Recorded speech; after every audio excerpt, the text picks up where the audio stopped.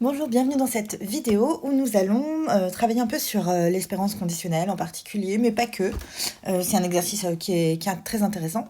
Donc vous avez une suite xn de variables indépendantes identiquement distribuées. Et les xn, ils peuvent prendre, donc pour tout n, ils peuvent prendre donc, les valeurs moins 1 et 1, 1 avec probabilité p, moins 1 avec probabilité 1 moins p, évidemment, je ne l'ai pas mis, mais p appartient à 0,1, ça va de soi. Du coup, yn, on va définir une nouvelle suite. Alors cette fois-ci, pour tout n supérieur ou égal à 1, tel que yn est tout le temps égal à xn fois xn moins 1. Et donc là, on a 4 questions qui se posent. Premièrement, quelle est la loi de yn? Deuxièmement, la loi jointe de yn plus 1. Troisièmement, loi de l'espérance conditionnelle de yn plus 1 sachant yn.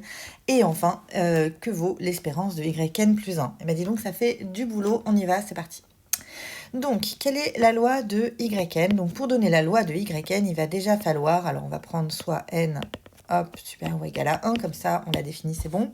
On va prendre yn, on va se demander en fait quel est déjà son support. Donc, où est-ce qu'il vit yn de oméga.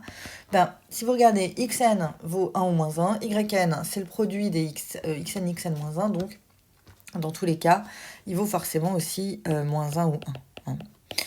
Donc, du coup, il va falloir donner sa loi, et donner sa loi, ça va être donner la probabilité que yn soit égal à 1 et la probabilité qu'il soit égal à moins 1. Donc, on y va. Et bien, écoutez, ce qu'on va faire, c'est qu'on va utiliser la formule des probabilités totales. Nous, on ne connaît rien de yn à part qu'il est le produit des xi. Par contre, on connaît la loi des xi. Donc, ce qu'on fait, c'est qu'on fait apparaître xn, vous allez voir. Alors, peut-être ça ne va pas vous paraître évident comme ça, mais en fait, ça va beaucoup nous aider. Alors, je l'écris. Hop.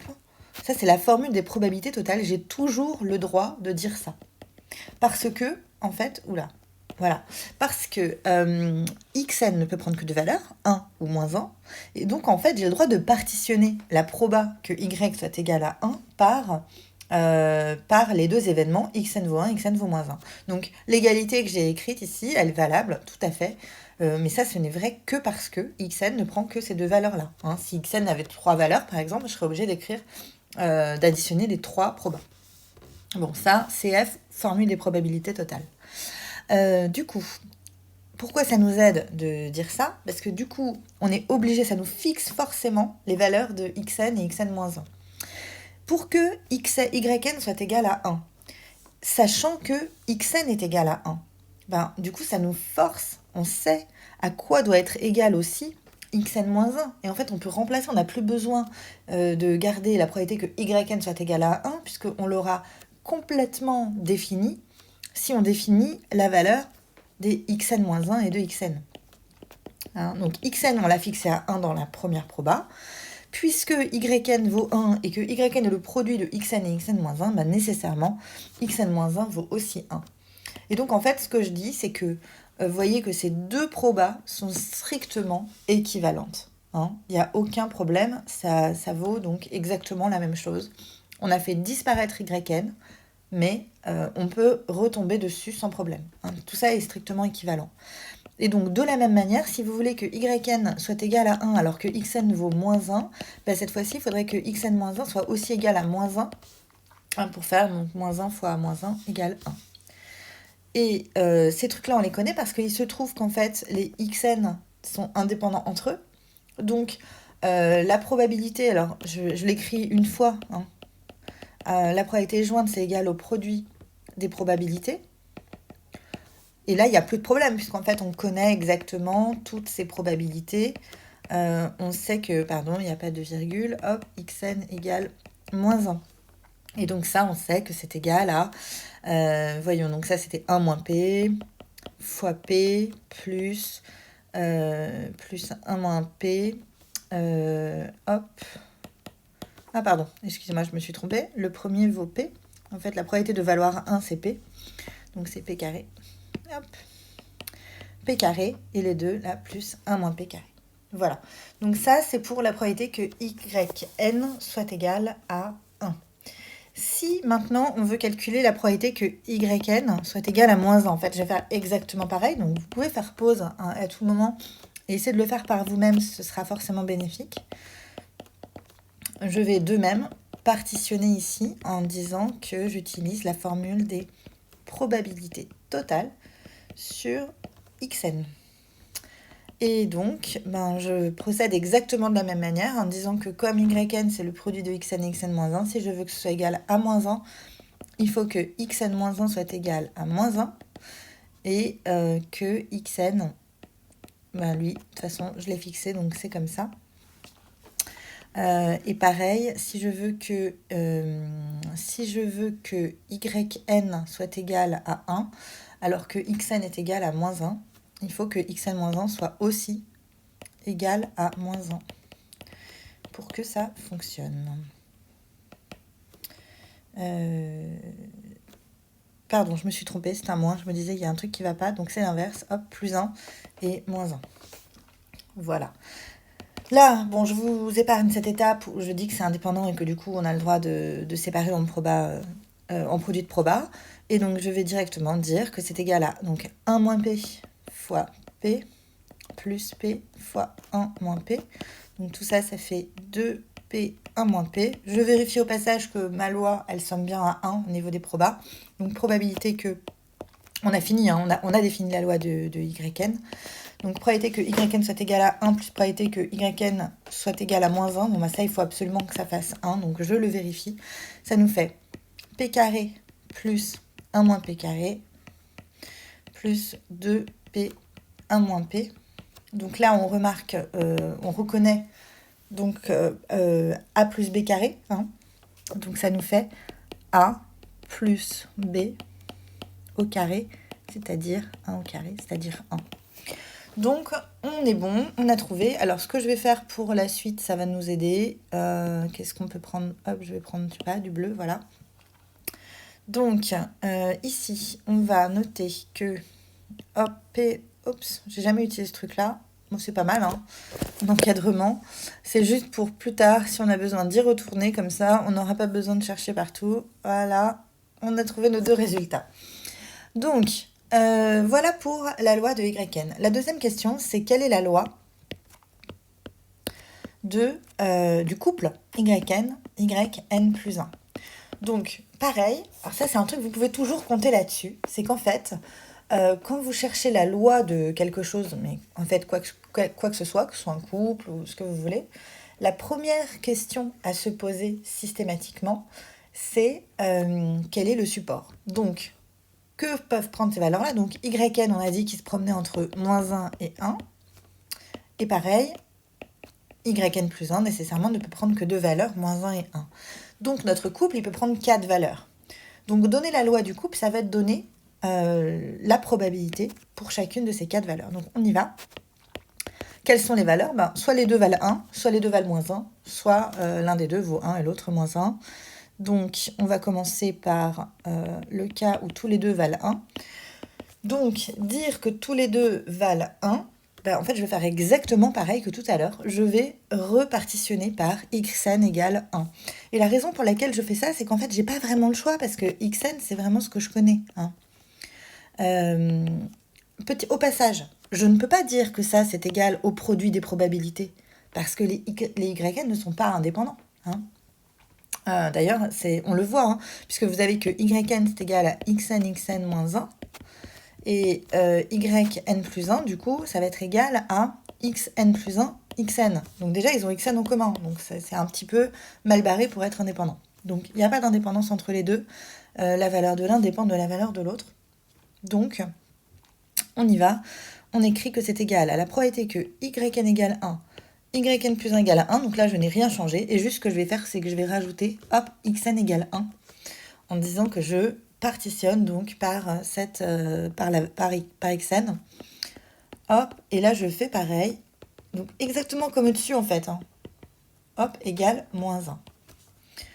Voilà. Donc, maintenant, je vais me poser la question.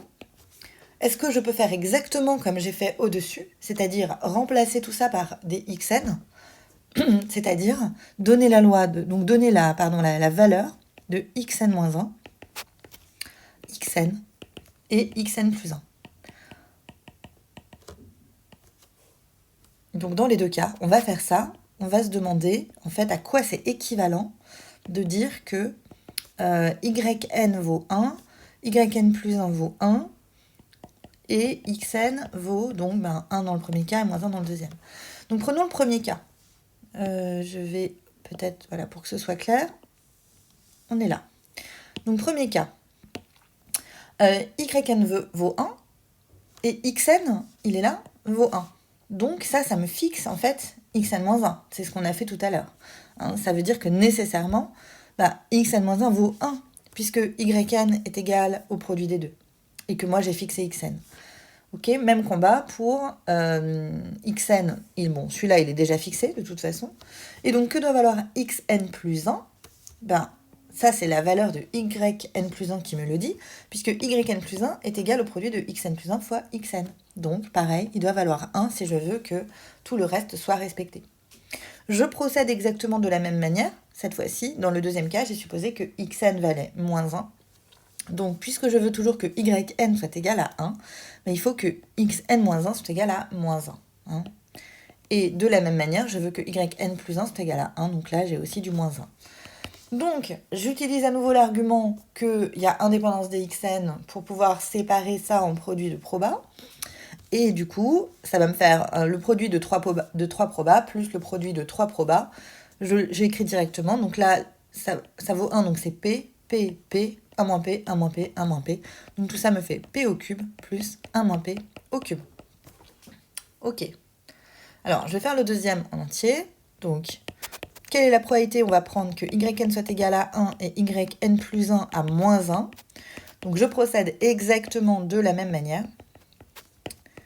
Hop. En partitionnant sur la valeur de xn.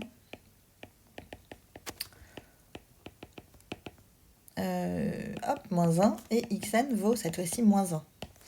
Hein, donc ça me bloque en fait les valeurs de tous les autres. Donc je fais un peu plus vite. Donc cette fois-ci, xn vaut 1. Moi je veux que yn soit égal à 1. Donc xn moins 1, il faut aussi qu'il soit égal à 1.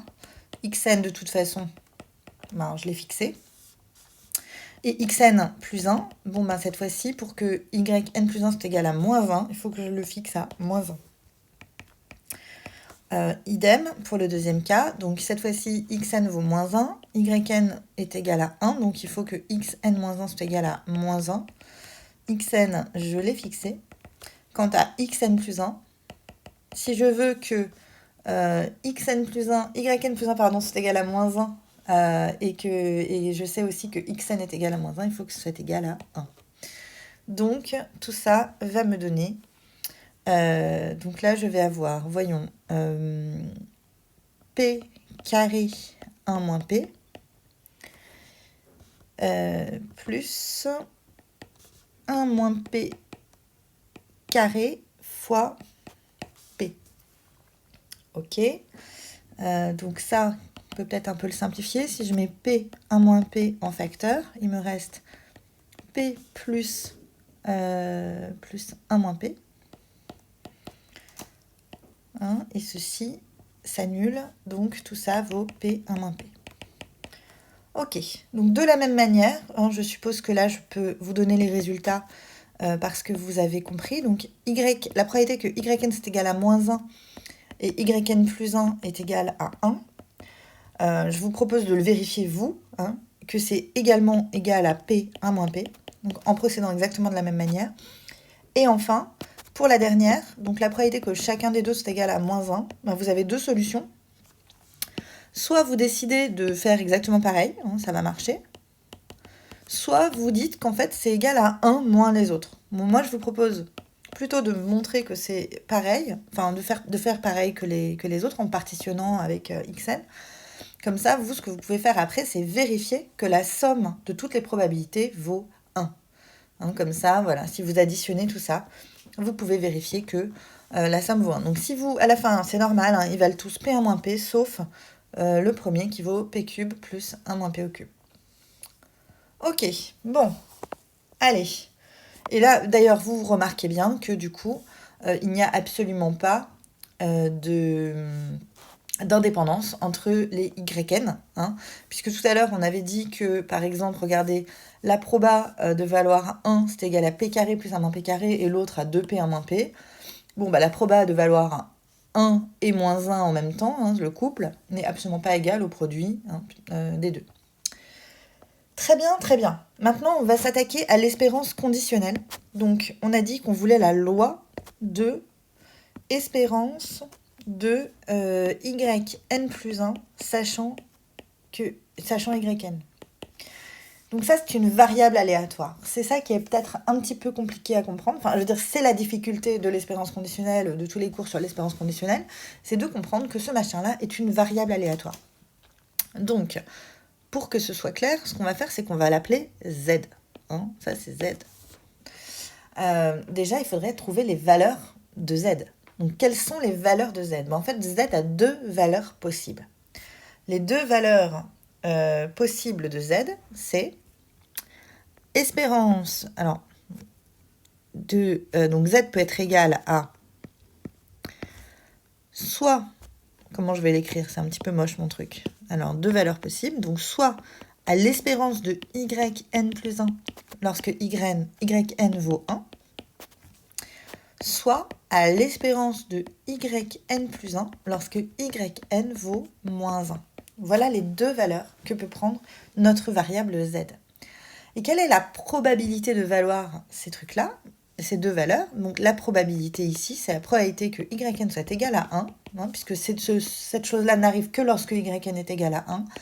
Et ça arrivera avec la probabilité que yn soit égal à moins 1.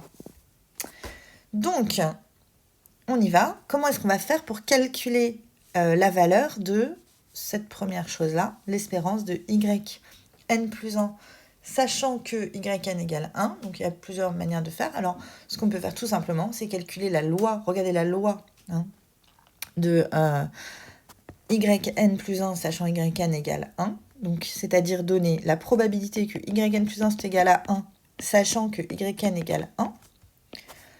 Et donner la probabilité que yn plus 1 soit égal à moins 1, sachant que yn égale 1. Si je donne ces deux probabilités, je donne la loi de yn plus 1, sachant yn égale 1. Donc, bon, bah, ça, il n'y a pas de difficulté. C'est la probabilité jointe divisée par la probabilité marginale, hein, la probabilité de la condition, donc probabilité que yn soit égal à 1. Alors, c'est pas très joli. Hein. Donc, tout à l'heure, on a calculé ça. Donc, ça va vous rappeler, ça fait p cube plus 1 moins p au cube divisé par p carré plus 1 moins p carré. Bon, là, pas de difficulté. C'est juste des choses qu'on a calculées au-dessus.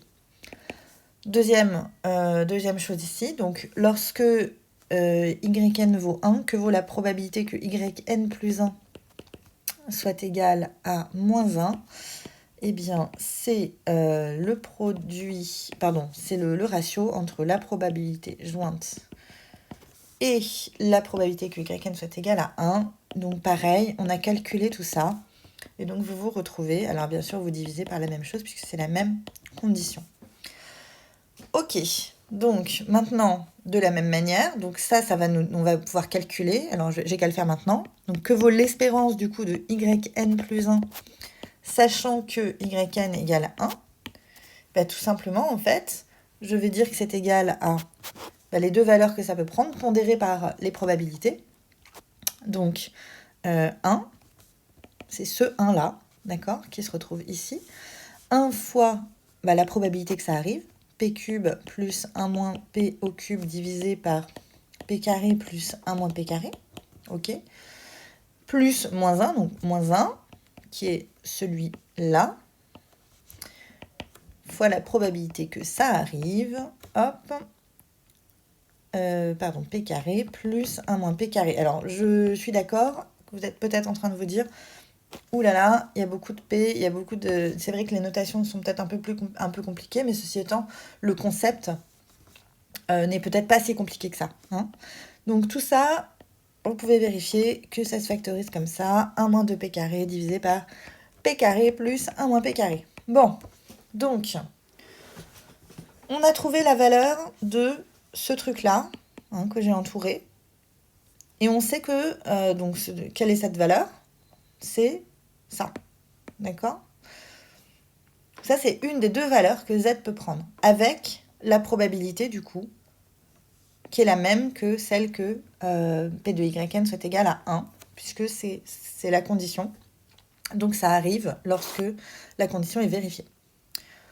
Ok, de la même manière, je vous laisse montrer que la probabilité que Yn plus 1, sachant Yn égale moins 1, pardon, il me manque peut-être quelque chose.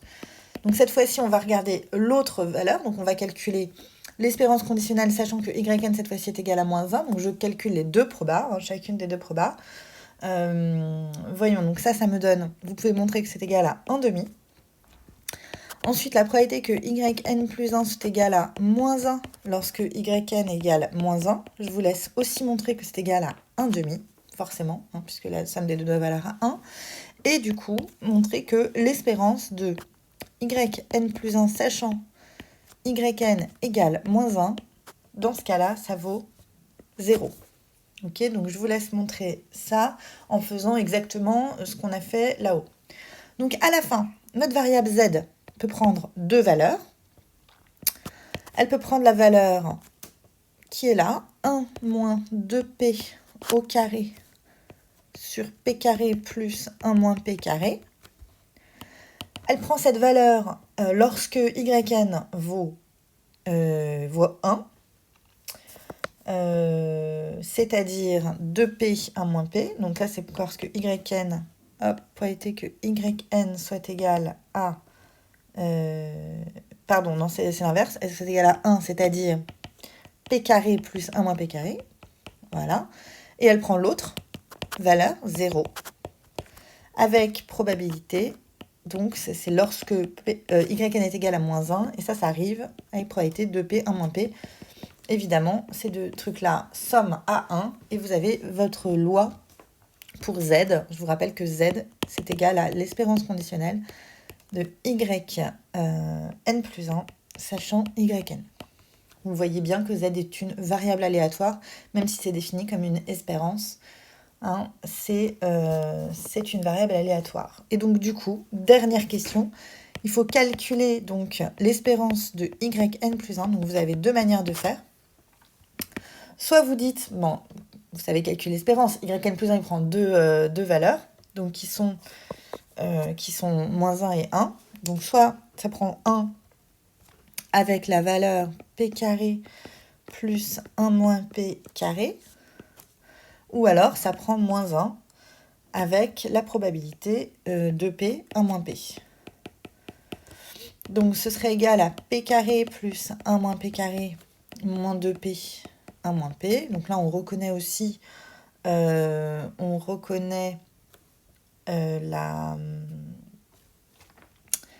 Alors, attendez, est-ce que c'est bon ce que j'ai fait? Oui, on reconnaît donc a carré plus b carré moins 2ab. Donc, ça fait... tout ça serait égal à p moins 1 moins p au carré. Voilà. C'est-à-dire 1 moins 2p au carré. Vous pouvez aussi dire que l'espérance de Yn plus 1, deuxième manière de la calculer, c'est égal à l'espérance de l'espérance conditionnelle de Yn plus 1, sachant Yn. Ça, c'est un résultat de cours. Et du coup, à ce moment-là, vous faites pareil. Alors, cette fois-ci, votre variable, donc c'est l'espérance de z. Donc z, on a dit que ça pouvait prendre deux valeurs. Donc là, une valeur un peu moche, un peu compliquée, qui est celle-là. Donc 1 moins 2p carré divisé par p carré. 1 moins 2p carré divisé par p carré plus 1 moins p carré. Donc ça, c'est la valeur que ça peut prendre. Avec quelle probabilité? Avec probabilité p carré plus 1 moins p carré.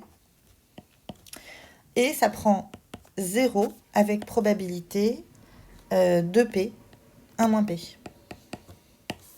Donc vous voyez que là, ça, évidemment, c'est 0, ça s'annule. Ici, ça s'annule. Et évidemment, on retombe sur la même chose, sinon on aurait un problème. Voilà, cet exercice est terminé. J'espère que cela vous aura éclairé sur tous ces concepts, en particulier celui de l'espérance conditionnelle.